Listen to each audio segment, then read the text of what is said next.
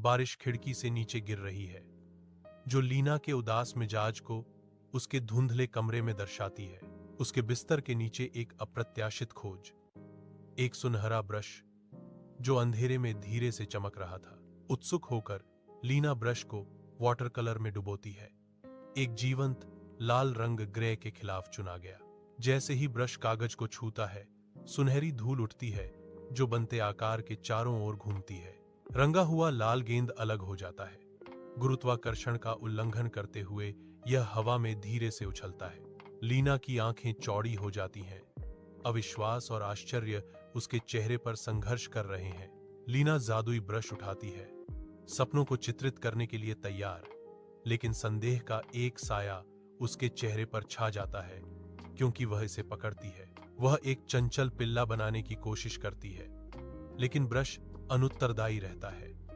इसके जीवंत रंग अब एक मटमैले भूरे रंग के हैं। निराशा उसके चेहरे पर उभर आती है क्योंकि वह निष्क्रिय ब्रश को घूरती है। तुम काम क्यों नहीं करोगी? वह फुसफुसाती है। लीना पर पछतावा छा जाता है क्योंकि उसे अपनी स्वार्थपरता याद आती है। मुझे इसे साझा करना चाहिए था, वह सोचती है। उसकी आवाज शांत कमरे में मुश्किल से सुनाई देती है। एक पुरानी विलो के नीचे लीना और टॉमी एक खाली जगह को बदलते हैं। उनकी कल्पनाएं गांव के खेल के मैदान में उड़ान भरती हैं। लीना एक ऊंची स्लाइड बनाती है, जबकि टॉमी लग्न से झूले बनाता है। उनकी हंसी रचना की आवाजों के साथ मिल रही है। वह एक सन की मेरी गो राउंड बनाती है और वह एक उछालदार ट्रम्पोलिन जोड़ता है। उनकी टीम वर्क शुद्ध जादू बनाती है। जैसे ही वे पेंट करते हैं, उनके ब्रश एक उज्ज्वल चमक के साथ प्रज्वलित होते हैं। प्रत्येक स्ट्रोक एक छोटे जीवंत सूर्य जैसा दिखता है।